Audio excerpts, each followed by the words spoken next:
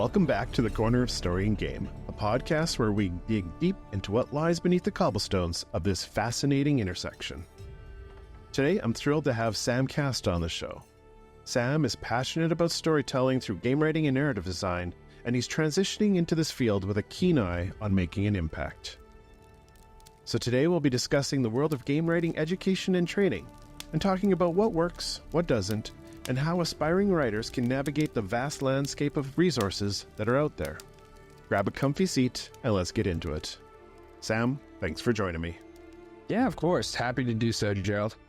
I'm excited to get to your point of view. Today we're going to chat a little bit about education, training, resources, people who are trying to learn more about writing for games. And you're the perfect guy because you're kind of right on the cusp there. You're making your way in, you're doing a little this, a little that, but you're doing a lot of training lately, as we've talked about before. So let's dig into this. But before we do, I like to set the stage with a little bit of a foundation, your origin story.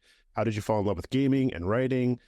How did you get from there to here today? What did you play along the way? That kind of thing. Yeah, well, you're gonna have to really rein me in here because otherwise I'm gonna go forever. But I got into gaming at a young age. I think, the handheld stuff, at least for my generation, that was definitely like the first kind of era, I suppose. I remember getting Pokemon Platinum was, I think, like the first game I played that I like really understood the story of. I understood the characters, everything like that.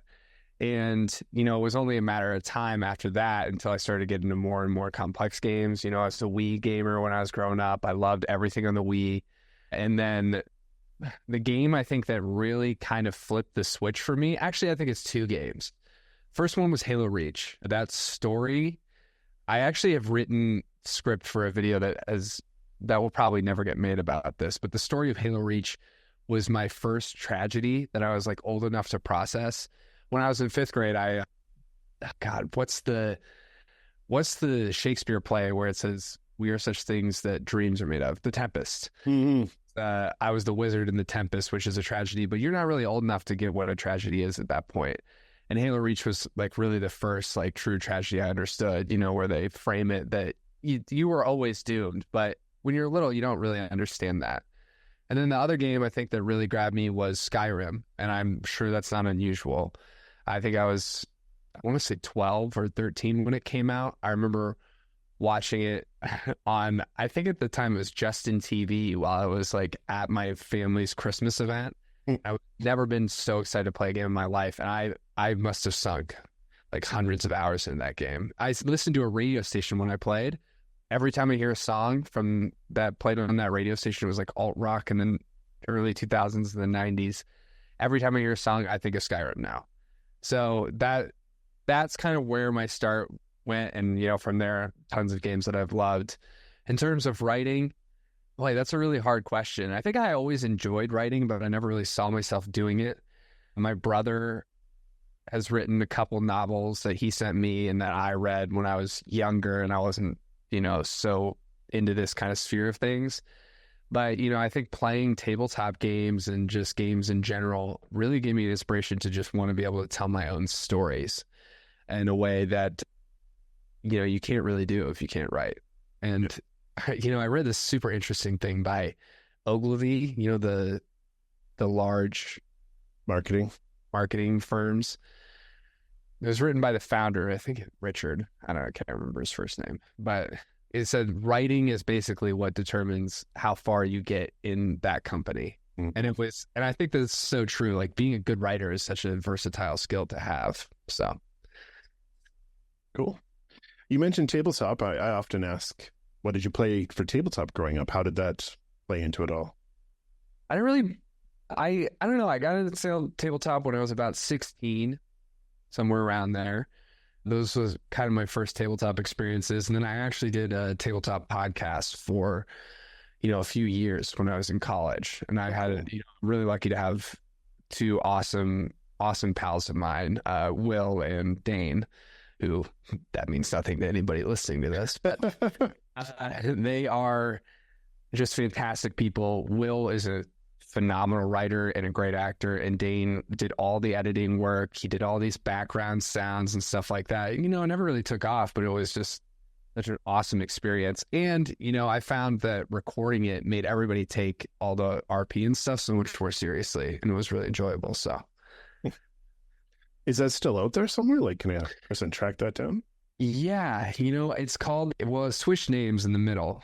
I think it's called Dysology, and then the name of the second one, I don't know. Yeah, I'll have to come up with it later, but That's all right. We'll track it down. I think it's like level 1 or something like that. Oh, It's been a few years, so. wild. That's so cool. Yeah. All right, man. Well, let's dig into the topic of the day. So you're have transitioned into game writing and narrative design. Tell me about that. How did that happen? Where did you come from to? What initially drew you into that field? Well, I was working in marketing for an underwear company called Shinesty. And if anybody is listening and knows that name, they know that it has an extremely strong brand, like extremely, like viciously strong. They have a very distinct personality of being loud and obnoxious and kind of humor led.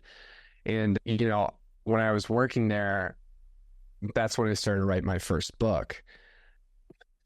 I have a funny story about a first date that I had and my book, which is, recently finished its first rough draft. And this is kind of leads into how I got into game writing. We were sitting in a parking lot. It was cold. It was New Year's Day. I remember she looked across to me and asked me what my New Year's resolution was. And I said, I'm just going to stay in shape. I'm just going to keep exercising. I'm going to work out, etc. She said, that's lame. That doesn't count as a resolution, which, looking back on it now is pretty funny. But in that moment, I think I looked at her and I said, well, maybe I'll just write a book then.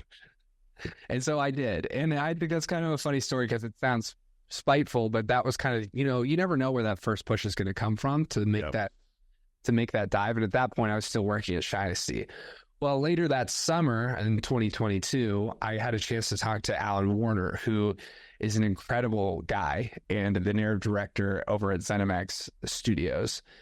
And, he talked to me about how you get into writing and stuff like that. And I'll never forget him taking that time.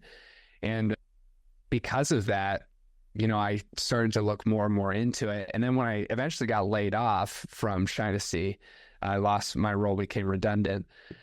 It felt like the natural path. Now I say that, but there were 6 months there where I was applying to retention marketing roles, and every interview I got, they'd be like, what makes you so passionate about this? And I'd be like, the money. Like, you just have to say something, right? And I think I just realized that I wasn't capable of just like lying to these people and pretending that I was super passionate about email marketing.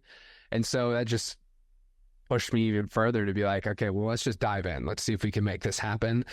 And, about, I want to say a little over a year later since I started that journey, I've made a ton of progress, even if I haven't gotten that job yet. So it's been great.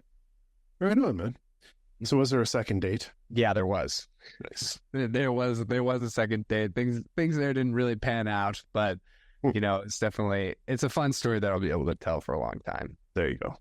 But and she's now my wife at the end of it kind of thing. No, unfortunately not. Marketing. I was talking to Naj and Eve the other day. Like, there's so many of us come from a marketing background that I'm thinking I'm going to do like a side series at some point and have a bunch of us just sit down in a round table and just talk about things from marketing that are applicable just to narrative design and storytelling in video games. It's like the avatar concept and target audience concept. And it's just, anyways, that's a complete side note, but I'm going to put your name on my list. Yeah, absolutely. I have something to add to that. I always find it funny that so many people come from marketing because I think marketing is like creative light for people. It's like, I want to be creative, but I also want to make money. That's exactly so I think a lot of people who end up in game writing who come from marketing are people who just decided that they want to have their cake and eat it too. They don't want to do exactly what they want to do and also make money. Yeah. So in my experience, you go into marketing because you have to pay bills or you want to make money or whatever, but you still want to scratch that creative itch. And then you've made money long enough and you realize, hey, you know what? That's not everything. And we're kind of comfortable. I'm going to go and try something else. Like, so I see guys branch out into writing and filmmaking and games. Yeah. Yep. Absolutely. Very cool. All right. So Well, let's dig into training, education, learning. You're very much a maverick, as my buddy Rudy likes to call it, somebody who likes to get out there and learn and pull in all the stuff from all over the place, watch YouTube channels, take courses. So, first of all, with so many different things out there, so many different voices and gurus and people giving pointers and courses and YouTube channels, how do you discern what is and is not helpful? In your opinion, how do you navigate all that noise? Well, thank you for asking. I have a lot of opinions about this. First of all, I think that we live in what I would like to call like an advice epidemic. We live in a world that is an overflow of advice. You know, there's too many people trying to give advice and there's not enough people taking advice. And I think that is kind of twofold. That's like a threefold problem, right? Like, first of all, people feel the need to get hired. They have to become quote unquote influencers on LinkedIn, which leads to like people who haven't done the work giving advice. And I'm not saying that necessarily all that advice is bad. You know, there's some people who are really good, who could be really good at what they do, who are giving advice on LinkedIn and things like that. But it's just, you know, I always hesitate to be that guy. And the reason I'm bringing all this up is because I just want to say for people listening to this podcast, like, I'm not the complete expert on this. Like, I definitely have some opinions. I'll share my thoughts here. And it's also easier to frame like your own experiences and advice. Very often my mom always tells me it's always easier to live somebody else's life than your own. And I think that totally applies. So I think that's one really good thing to keep in mind when you're looking online is, one, like, what is that person's accomplishments? Two, like, what's their reason for giving the advice? Do they want to make money off a book deal? Do they want to make money off a course? Do they actually care about people learning? Things like that. And also, when you see like posts on LinkedIn, like, don't treat it as gospel. You know what I'm saying? Like, you don't have to take every piece of advice that you see online and actually adhere to it. So a lot of that process is like sifting through and figuring out what works for you. And then the other part of that comes into, okay, well, talk to people who have followed that advice. Talk to people who have done it. Like, I think doing it first and giving advice second is the sign of somebody who's going to be a good person to take advice from, right? Because they know. And I think that that's super, super valuable. So that would be like the first flag I would look for, is always make sure that the person you're taking advice from is somebody who's done it. That's cool. What do you think of the idea that not to be an influencer and give advice, but just to share your experience? For instance, you're in the process. Like, I love talking to people who are in your spot because you're on the front line of trying to figure out how to get in and learn enough to find your place in this industry or just creative endeavor. So it's interesting to hear your stories. I'm not looking for advice, and we're not looking for advice from a lot of these people on LinkedIn. It's just, we want to hear your stories. We want to hear, here's what I fought with, and here's how I tried to overcome it, and here's what came out of it. Like, don't tell me how I should do it. Tell me how you did it and what your result was. Totally. Drew, am I allowed to cuss on this? Is that fuck yeah. Okay. Oh yeah. You do the shit, then talk about how you did the shit. Like, that's my thing. And I also, like, I totally support people sharing their experiences. Devlogs are super valuable, right? Because you get a snapshot of, like, in time of like how somebody's thinking about approaching something, you know, things like that. That's super, super important. So again, like, I'm not saying like, oh, don't listen to people or don't share your experience online or don't do X or Y. It's just a lot of times it becomes easier to make your experiences prescriptive instead of descriptive. You know what I'm saying? So it like, I even had this issue recently when I was writing about my experience working on the first draft of my novel and setting that out. It becomes really easy in blog format. Like, you're just so instantly drawn to like, you should do this, you should do that. Not like, this is what I did. This is what you can take away from it. So it's two very different things, but I totally think like people's perspective on the experiences that they've had and their stories are certainly the most valuable thing. That's what makes GDC talks so great, right? Because they're talking about what they've been through. So that's an awesome resource. You know, another great example is like, there's a ton, this podcast is a great example because you have a ton of people who come on and talk about what they've learned. There's a ton of other podcasts out there that do the same thing. Yeah. We have devs who come on, I can't remember if it was like Sea of Stars or something like that. They had an awesome podcast where they talked about their experience in the writing process and how you get a writing room going. If you have a writer, if you have a game that you like, look up the writer on LinkedIn, and then look up that writer in YouTube and find a podcast that they were featured on. Because I guarantee you somebody's got them for an interview. And sometimes they have like 2,000 views.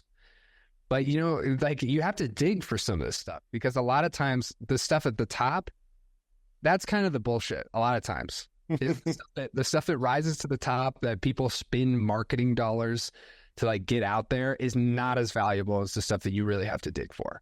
Yeah. And there'll be conversations that happen on podcasts or YouTube shows or something, and the people who are making it don't know how to play the algorithm or don't know how to put in the time for production value. So the algorithm doesn't push them up and they'll sit at the bottom. But there could be, you're right, there's gems in a lot of that shit. Like a friend of mine does an Epic Realms, and he's interviewed all kinds of writers and video game folks, and there's wonderful stuff in there, but it just hasn't caught on yet for whatever reason. So yeah, there's lots of those exactly. And I think like LinkedIn is a huge problem in this, and I'm going to try and move away from this after, but LinkedIn is a huge problem because its algorithm pushes all the wrong shit. You know what I'm saying? Like its algorithm pushes people who post like photos of themselves with like 5 tips for like getting the next job in the gaming industry. It's like, that's not really going to be that useful for you. If you want to know how you get a job in the gaming industry, you make fucking games. You make good shit. Yep. You put it out there. You know, like you already know the answer to all that, right? Like if you're watching this podcast right now, you know all of that. So what you need to find is the next level of stuff. You need to find the blogs that are like 10 pages long that are buried in the LinkedIn algorithm. You know, you don't need to, you know, I almost hesitate to say this, but I've just seen a couple of videos recently of people talking about how to get into the gaming industry. And it's like videos of them lifting weights. And it's like, what are we doing here, guys? Like, you gotta be in shape, man. Yeah. I mean, hey, listen, I love lifting weights just as much as the next guy, but you know, it's just, sometimes I think you just got to dig a little deeper to find the good stuff. Right on. Let's switch to courses for a second, because I know you've taken some courses. We met in the narrative department's masterclass. So how do we sift? I've had other people tell me quite often there are some courses out there that are not worth their money, whereas some like Susan's are worth their money. In your opinion, how do we pick which ones? How do we figure out which ones are worthwhile? Well, let me start here. A lot of times on Reddit and other social media sites, when you Google like, hey, should I take this course? The first thing that's going to pop up to you, because I've been here 100 times. The first thing you Google when you're like, hey, what do people think about this course, is you're going to find some Reddit post on like r/game dev where somebody's like, hey, you know, I really want to learn this, but I like, should I take this course? It's kind of expensive.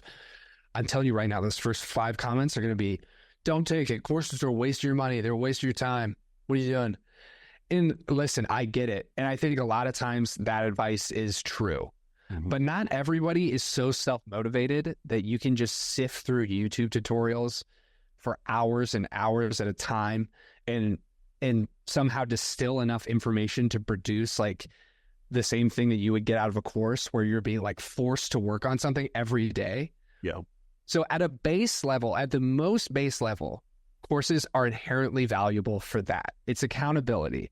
It's this structure that you're not going to get from YouTube. You're not going to get from these other things. And that doesn't mean that every course is worth it.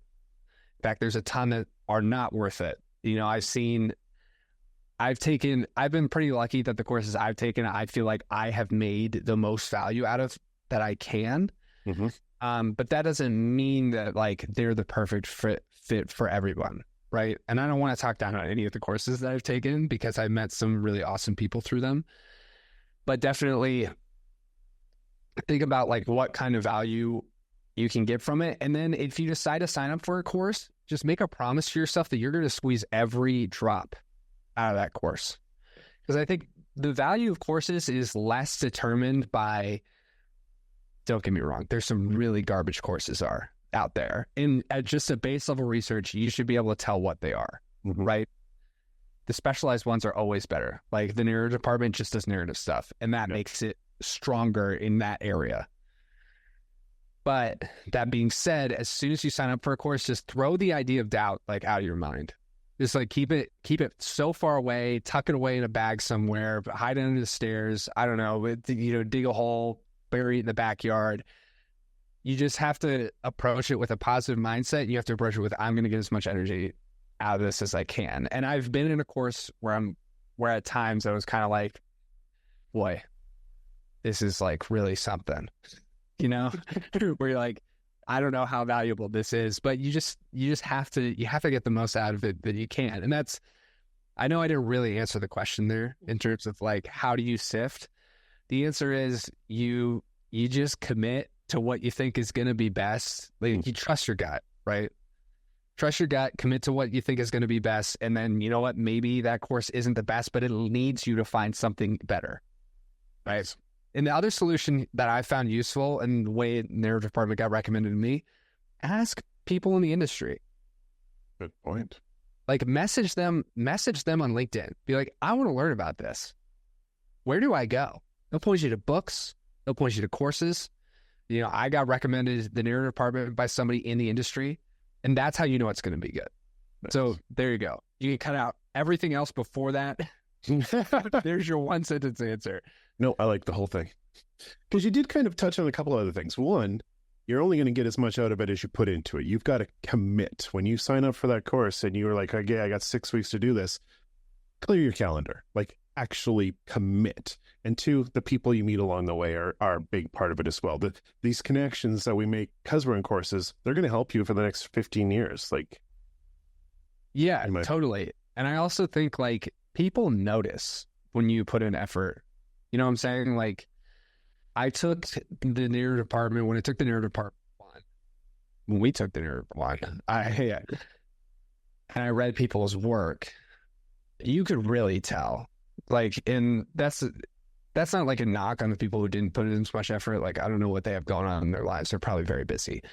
But you can definitely tell, like, when somebody was like, I'm just going to get this assignment across the finish line. And when somebody was like, this assignment is going to kick ass. Mm-hmm. Like this is going to go in the portfolio. It's just it's a big difference. Yeah, for sure. What an experience that was. That was wild. Yeah. I mean, it was great. It was amazing. So, all right, well, let's shift gears again let's talk about research. You're teaching yourself Unreal. Last time we were talking. So research, self-learning, that's part of the process as well. What's your process there? How do you balance YouTube or LinkedIn Learning or whatever online resources you use for self-learning? Yeah, first of all, let me save you some time. Try LinkedIn Learning. Don't do it. No? I personally wouldn't. I've tried to use a lot of like LinkedIn's tools and stuff for learning things. I just don't think it's that great. If you want to do more of a structured course like that and you want to pay for it, you could do Udemy or something, and it's probably like $10 depending on what course you want to take, things like that. But, as those people on Reddit would say, everything's available for free if you really want to dig. Right. And when it comes to YouTube, when it comes to learning a new software, when it comes to learning something that's really complicated, my advice is one, like, first of all, like do like a basic tutorial. Unreal Sensei's tutorial about just using Unreal in terms of I think it's pretty much just environment design is about 3 hours long. It took me like a week plus, even though it's only like a 3 hour long tutorial, is helpful. Just follow that step by step. That'll give you like the grand scheme, right? And you can apply this to any sort of software. You can apply this to whatever you want to learn. Like you want to learn Godot, you could do that. So not a big deal. You do the basic thing. Then you come up with a project that you want to make. And then you just figure it out. I know that's doing a lot of work, that phrase, figure it out. Really important to pick a project that you want to do and like learn on the way, because you're going to remember better.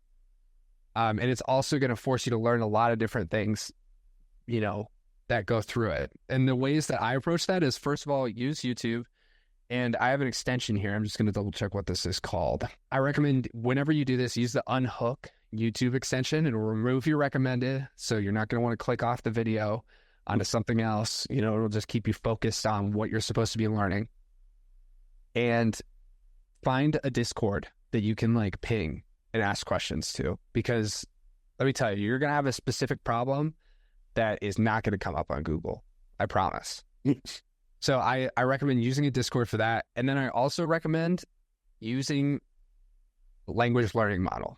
So using a language learning model can also be a useful tool here. Okay. For instance, like let's say, I'll just bring up a problem that I had recently, right? So what I wanted to do is I wanted to group a bunch of stuff into like essentially a layer or a section of the level. And I wanted that to be loaded on a command or unloaded on a command. I wanted my world to be reactive to player choices. Now, if you Google that, you're not going to get anything. I promise you, because I've done it. But what's nice about these learning language models is that they're complex enough where you can type in like a paragraph of text, explain what you're trying to do, and they will break down that into simple to understand problems. Because a lot of times there's so much jargon in this space that if you ask that on Discord, someone's going to tell you, oh yeah, well, you just do this. You're going to be like, I don't know anything you just told me. Like, so it can be a really helpful tool for like covering that gap in terms of jargon, and also like breaking down complex problems into like simpler pieces for you to actually like be able to Google and learn. Right. If that makes sense. So I think there is also like a usefulness there. Cool tool. I'm not a big fan of most AI stuff, but that's a useful use. I like that. Yeah, I think so. The thing with AI is like, always remember it's a tool. Yeah. You're the artist. There's the line. Like it. All right. So do you ever fall into tutorial hell though? Like how do you mentioned Unhook. Do you have other tools to make sure you stay focused and you're actually inching forward in your plan, in your progress? Yeah. I just think, and you know, not to harp on this too much, but I just think like do the thing. Like, you know what I'm saying? Like as soon as you're like watching a tutorial just to watch a tutorial, like take a step back. Like think about why you're watching it. You know, like once you have like a general grip on things, and I also think like sometimes like it doesn't have to be perfect. You know, I think a lot of people get stuck in tutorial hell because they're like, well, why isn't this working exactly how I wanted it to? And you're like, okay, you're the creative. Like just come up with a workaround. Like you can't get X to work, you can't get Y to work. Like, oh, well, I can't get this animated thing to work. Or maybe it's like, oh, I want to create a game, but you know, I want the player to do like specific actions. It's like, okay, write in a narrator. Like there's a lot of like pieces there that I think can become, and also like know what your limitation is and know what you want to focus on. Like it's okay to spend money on assets. Mm-hmm. Like if you don't want to be a 3D modeler, don't be a 3D modeler. You can't do everything, man. You just can't. Yeah, exactly. And so I think like a lot of times people watch and people like read about the success of like Stardew Valley and stuff and think, I'm gonna build a game from scratch. I'm not gonna use an engine. You know, I'm not gonna like use anybody else's models. I'm gonna make all the music. It's like, take a step back. Like you just figure out what you want to focus on and really, really hammer that down. And everything else is just an avenue to you expressing that. So yeah, I think that all of those things kind of come together and just stay focused. Like it's easy to say, hard to do, but it's true. What about logging your progress? Do you do documentation, development logs, that kind of stuff? Yeah, I think it's really good. I have spent the last like few days in like documentation hell. But I think it's helpful to, first of all, like track what you've learned and post about it. And this is like where you can like leverage stuff on LinkedIn. Like if you're trying to build LinkedIn presence, right? Mm-hmm. Which everybody who's trying to get a job in this industry should be, unfortunately for us. It's just write about your experiences and the things that you've learned. You know, when I finished my rough draft of the book, I sat down and I wrote a blog about it. And I think like that helps me so much, realizing like, first of all, like how much I had accomplished. Because a lot of times as a creative, it's hard to remember that like you've done a lot. Mm-hmm. You know, we're all our own biggest critics. It's so easy to be like, I didn't do anything. Yeah. But it's like good to remember like the process that you took and like where you started and like how much you've grown since then and like the mistakes that you made. Because if you don't write down the mistakes that you made, then you're more liable to repeat them again. And I just think documenting that stuff is so important for that. Cool. How many words is your book? 170,000 Nice. on this draft, but I've probably written like well over 250. Oh yeah, no. I get it. That's very cool. Very cool. Someday we'll talk about the book on another podcast at some point. I want to pick your brain on that too, but let's wait. We'll stay focused, right? Yes, exactly. I know. Yeah, it's so funny. I was just like, hey, stay focused, but my answers are anything but. Do what I say, not what I do. Yes, exactly. All right. Well, let's bring this whole thing to an end point kind of here. And you kind of sum it up. The vital thing is sitting down, staying focused, getting the work, putting in the work, learning through experience, grinding away at it. So let's bring it to an end here. What are some of the most significant lessons you've learned so far working on your projects? Good, bad. What were the big takeaways for you that you could share? Yeah, I guess I'll start here, and I'm going to use somebody else's words instead of my own, because I think this is a pretty powerful message. I saw a video the other day where this guy was talking about how he went into a room and full of rich, wealthy, successful people.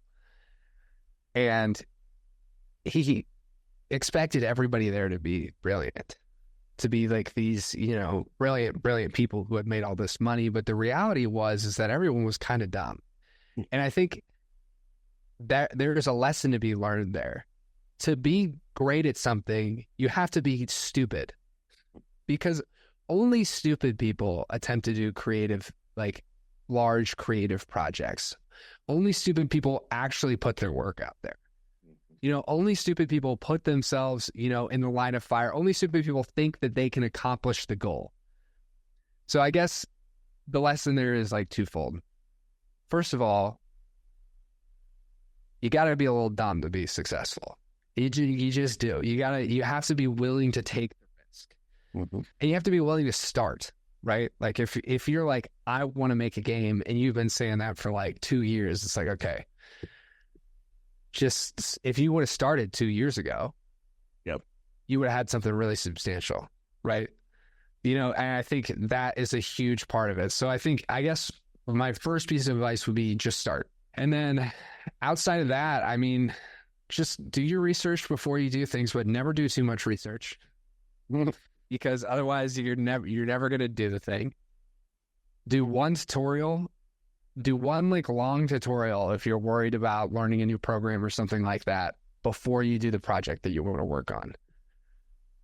And then if you're going to take a course, commit to it 100%. So those are the 3 things. Start. I forgot the second already. Do a tutorial before you dive in.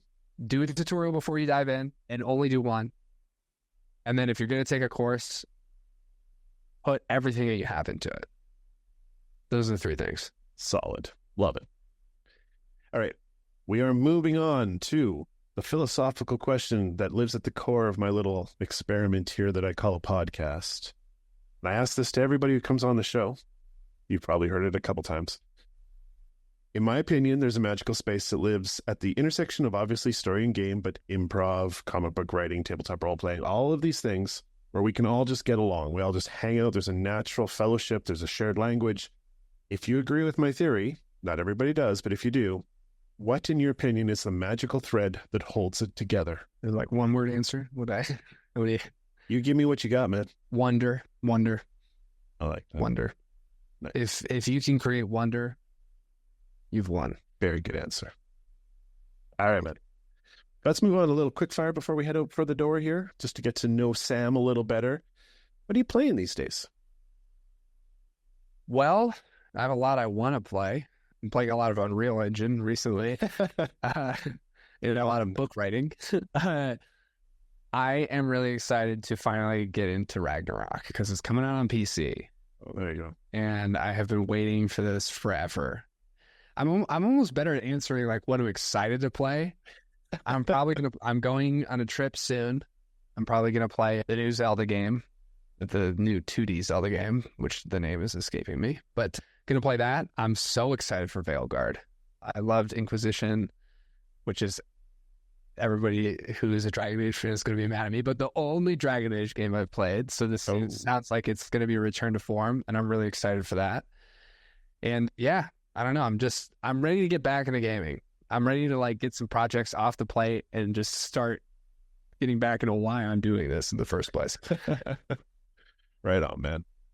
Oh yeah, here's another one for you. Are you the kind of person who listens to stuff while you write or create? And if so, what do you listen to? I am, unfortunately. I kind of wish I wasn't, because sometimes that, like, the playlist choosing takes up too much of my time to get in the mood, which reminds me of another great thing that you should remember if you ever want to do a project. Always confront the work. Never wait until you're in the right mood to do it. Just confront it. I listen to a lot of bossa nova. I listen to a lot of Japanese bossa nova. Really? And a lot of like Japanese, like 80s city pop and like Brazilian Japanese music. All sounds really weird. I listen to a lot of that stuff. A lot of like old video game soundtracks from like old racing games. There's one song called Monte Carlo that if you're looking for something to really get you motivated to write, I recommend you look it up. Cool. Yeah, a lot of stuff like that. Very, very cool, man. And eclectic as hell. Holy shit. Yeah, I do have a very eclectic taste in music. It's fun though. I love jazz. I grew up on soul music, so soul music and stuff like that as well. All right, next one. This one's the tough one. If your essence was perfectly condensed down and then instilled into a video game or a tabletop role-playing game or a board game, A, what game or world would it be? And B, what race, class, character, kind of archetype would you be? This is such a hard question, dude. Probably of all the games I've played, there's 3 that are more a part of who I am in terms of a writer and how the kind of stories I like to tell and like to experience than anything else. And that is Skyrim, which we already talked about, The Witcher 3, and Cyberpunk. Nice. So I think probably jumping between like a world that exists between Skyrim and The Witcher and Cyberpunk. Okay. Is that probably my world, or the game that would be of my essence would be somewhere between those. Cool. What kind of character in general? What kind of archetype? Like a sneaky or like bard or like a fighter? How well do you know yourself, Sam? I'm bad at answering this question. I think people that I play tabletop games with would probably say a bard, which I resent because I don't like bards. Sorry, guys. I'm not that sorry, but probably. So I'm probably a bard, unfortunately, or a cowboy. Give me a cowboy. There you go. A space cowboy. Yeah, space cowboy, cyberpunk cowboy. There you go. All right, man. Well, that is pretty much it. I do like to open up a little space here near the end. Is there anything you want to boost, signal boost, talk about, or where people can find you online, that kind of stuff? Yeah. Well, when is this coming out? Do you know? You know what? If I can make it happen, I'm going to try and get it out today still, because I'm behind schedule. Wow. Okay. I don't really have anything I want to signal boost. Yeah, actually, I do. If you are looking for a writer or a narrative designer, hire me. Please, God. Please, God, give me a job. I'm also working on a first-person game in Unreal Engine called the Bureau of Fantastical and Arcane Affairs. I haven't announced that anywhere, so that's a exclusive just for you, Gerald. Yes. And I'm working on a book that will eventually come out. And if you're listening to this in the future, definitely check out both of those things, because I'm sure future me has made them really great. Okay, well, Sam's got some cool shit coming out. So where can people I want to watch Sam, what he's doing, so I know when it comes out, where do we find you so that we can follow you? Because you need to build that presence, brother. Yeah, definitely follow me on LinkedIn. I also have a blog on samcast.games/blog, I believe, where you can check out. I post about pretty much everything I'm working on there. I also post my opinions on things. Like I wrote a whole expose about how The Witcher 3's ending is essentially like a masterclass on soft open world endings and how you should end a game in an open world. I wrote a whole piece about how Skyrim has a certain magic to it that is hard to describe, and I took my best shot at describing it. So definitely check that out. And probably, eventually when I decide I have room for another hobby, I'll be on YouTube with those videos as well. Sweet. Cool. You let me know. And in case people didn't pick up on it, Sam has opinions. So go read Sam's opinions. I do. I have many opinions. This is why I can't be on podcasts. I'm dangerous. No, that's why I'm going to have you back. All right, man. I'm going to push you out into the cold, but before we go, I want to give you the last word. Do you have any parting words of wisdom for us? Yeah, I guess I would just... I'm going to get really corny here, but I guess I would just say, hey, you know what? If you care about it and you're passionate about it, do it and believe in yourself, and you're good enough to do it. Nobody who does this at any level is like that special outside of they took the jump. Well, folks, it looks like it's once again time to close up shop. The tavern's been hit by a wild magic surge, and I need to rush off and round up the changelings before the place turns into a full-on circus. But before we go, I want to say thank you once again to Sam for stopping in and chatting. And to you, dear listener, as always, thank you for taking your seat at the table. Until we meet again, keep exploring, creating, and sharing those worlds and stories. Stay safe, Wanderer. Your chair will be ready by the fire the next time you stop in at the corner of Story and Game.